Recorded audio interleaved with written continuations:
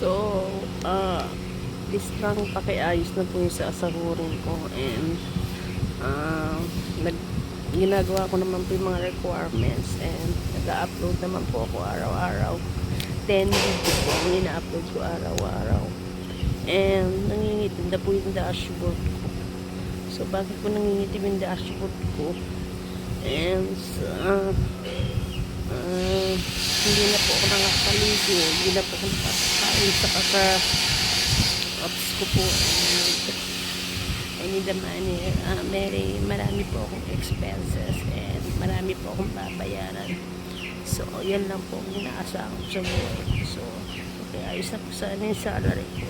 And I want big salary. And so, hindi ko kasi para sa laban. And so,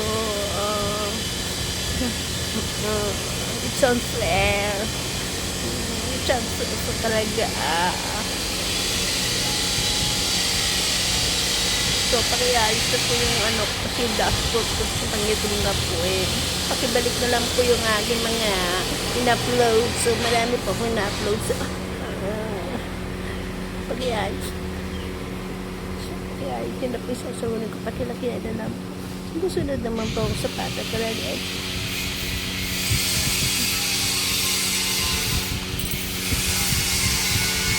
Hindi ko talaga pati sa laban. So,